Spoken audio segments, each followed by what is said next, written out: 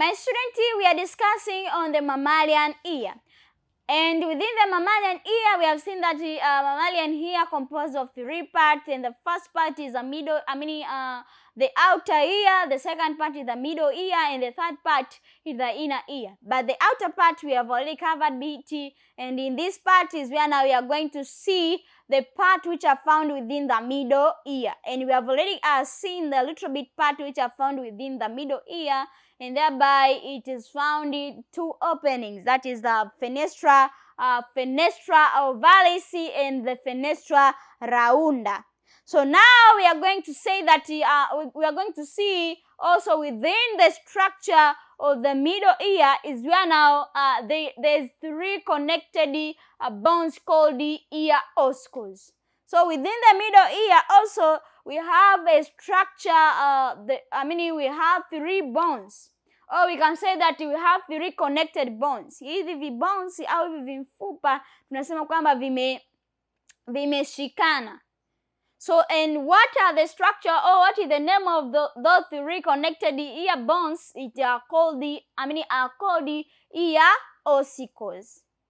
So now we can say that these ear ossicles, which are held in a position by muscles. So they are Mileusi, that is the hammer. We have incus, that is anvil, and also we have the step, that is the stirrup.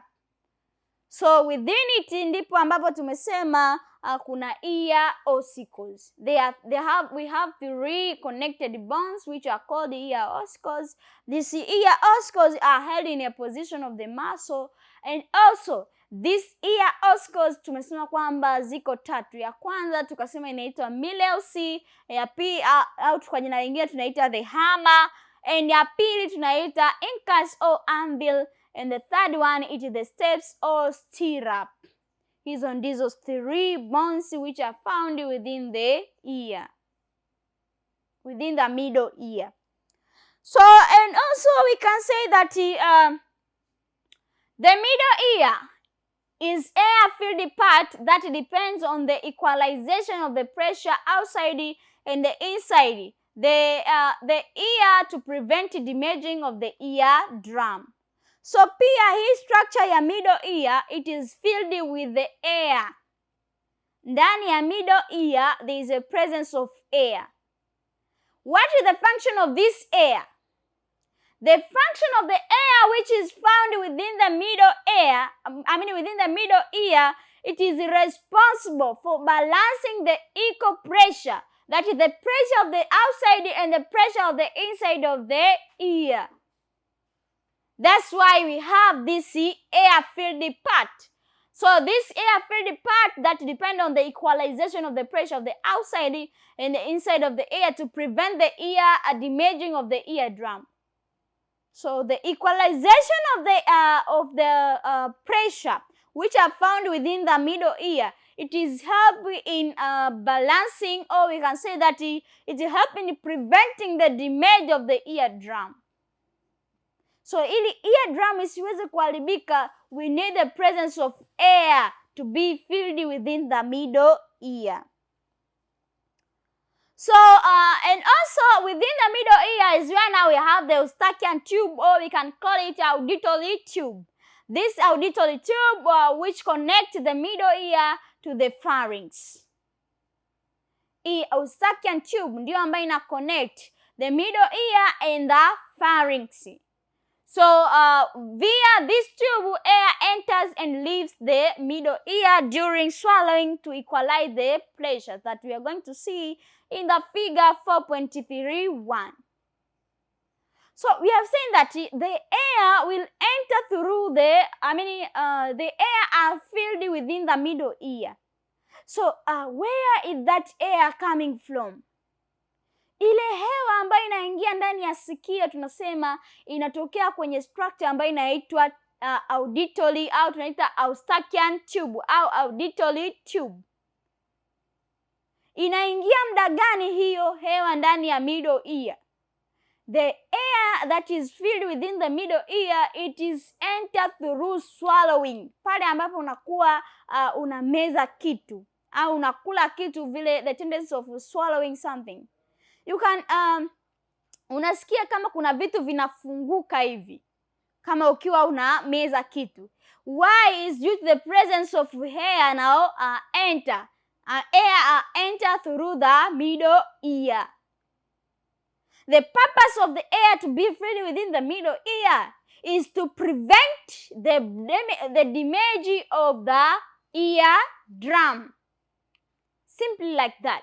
So, and here we have said that air enters and leaves the middle ear during swallowing to equalize the pressure. So, inafanya kazi ya kuequalize ile pressure iwe in stable environment. So now, as I have said that you're going to see the figure 4.31, that is the structure of the mammalian ear. And now you can see this one is our, we have almost 3 parts. This one part, it is called the outer ear. But also we have the middle ear, this one, and also we have the inner ear.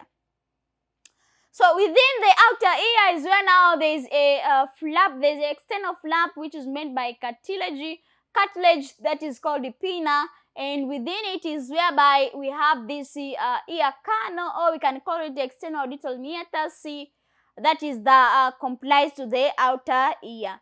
But when we are talking on the middle ear, we're going to talk about the ear oscars. And what kind of the ear oscars? Here we have the stapes, we have the incus together with the malleus, which made this structure of the ear oscars. But also within the ear oscars is where now there is a tympanic membrane, which separates between the outer ear and the middle ear. But also we have the structure which is called the Eustachian tube. As you can see here, it connects between the middle ear and the pharynx. It helps in the entrance of the air during swallowing. So it equalizes the pressure which are found within it and prevent the damage of the ear drum. But in the inner part now of the ear is where now we have the semicircular canal, vestibular nerves, that is a facial nerves, we have auditory nerves, we have cochlea that made the inner ear. But now we are saying that unlike the outer ear and the middle ear, now which is filled with the air, the inner ear comprises of the complex system fluid tube. So inakuwa tofauti. Sasa hapa tunakuongelea ile middle ear, inner ear. Inakuwa na tofauti mkubwa kati ya middle ear, inner ear na outer ear, kwa sababu ndani ya inner ear is where now fluid are filled within the tube. And it is a complex system.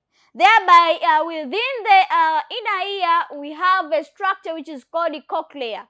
So the cochlea is the coiled tube, is an organ that for hearing, while semicircular canal and vestibular organs for body balance. So hizo ndizo structure ambazo zinapatikana within the inner ear. That is, within the inner ear we have a cochlea together with semicircular canal pamoja na vestibuli. Lakini sasa kazi ya cochlea ndiyo ambayo inakuwa inafanya kazi ya kusikia. Unaweza ukasikia na ukarecognize different kinds of sound is due to the presence of cochlea which is found within the inner ear. Lakini pia kwenye inner ear kuna structure ambayo inaitwa semicircular canal na structure inayoitwa vestibular. Hii vestibuli tunasema kwamba pamoja na hii tunayoita semicircular canal ndizo ambazo organi zinazosaidia for the balancing of the body. Unaweza ukastand straight au unaweza ukabend ukarudi kwenye original shape is due to the presence of this semicircular canal and vestibuli that are found within your ears. So you have to be very careful in explaining the function of the ear, since the ear not only for hearing process, but also it is involved in the balancing the equilibrium of the body. So inakuwa inafanya kazi zote kwa pamoja. So my student, after we have seen now the structure of the ear that comprises of the inner ear, the middle ear and the outer ear and the content that are found it in each part.